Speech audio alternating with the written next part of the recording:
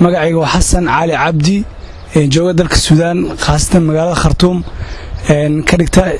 jaamacadda African University kulliyadda culuum ama science department of microbiology waxaan rabaa madana gudoomiye inaan ku weydiiyo hal su'aal maxay tahay qorshaha uu dejiyay baarlamaanka Soomaaliya maamul sameynta gobolada Soomaaliya gaar ahaan waxaan ognahay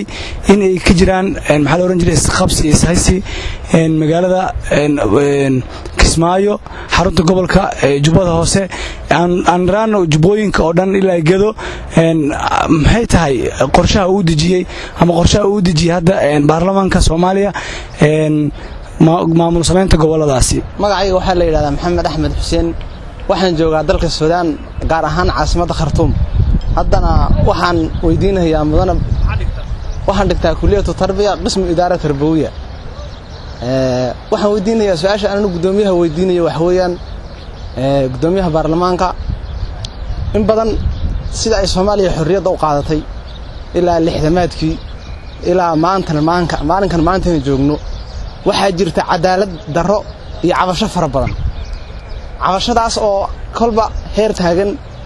markii hore maaragtay markastana xukuumadda noo dhalata iyo baarlamaankeeda iyo kulli wixii aad dawlad lagu magacaabay noo dhasha mar walba waxa ragaadiya khilaafkaas oo ku salaysan cadaalad darro marka xukuumaddan iyo baarlamaankeeda wada socda inta in la egbay diyaar u yihiin inay ku dhaqmaan cadaalad oo dadka iyo dalka ku badbaadiyaan su'aashaydu wata magacaygu waa Cabdiraxmaan Sheekh Ibraahim Cali waxaan ahay arday Soomaaliyeed oo wax ka barta dalweynaha Suudaan waxaan dhigtaa jaamacadda Afriqiya kulliyadda culuum qism kimia saacadu baarlamaane waxaan rabaa inaan ku weydiiyo laba su'aal oo kooban su'aasha koowaad waxa weeye dawladda Turkiga oo sanadii la soo dhaafay Soomaaliya ka waday horumarin baahsan oo dhan walba dhanka tacliinta dhanka dibdhiska wadanka waxaan ugu maqaalaa oo aan media ku arkinaa in laga hortaagan yahay inay u madax banaanaato horumarinta ay wadanka wado muxuu sharciga oo ka gaaray ama ka dejiyay baarlamaanka Soomaaliya su'aasha labaad waxa weeye wadahadaladii u socday Soomaaliya iyo Somaliland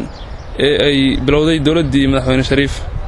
iyagana halkee bay ku dambeeyeen maxay Soomaaliya golaha sharci dejinta Soomaaliya ka damacsan yihiin bismillaahir rahmaanir rahiim magacaygu waa Maxamed Cabdi Asar oo jooga magaalada Khartoum ka khariijay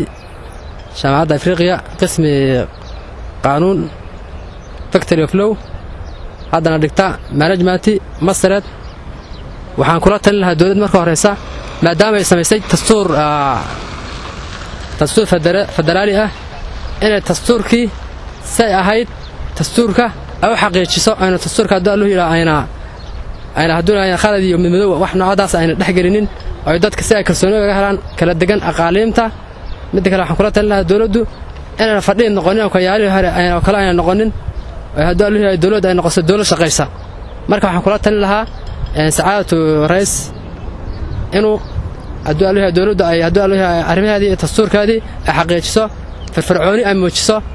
أيام كلها لها والسلام عليكم ورحمة الله وبركاته.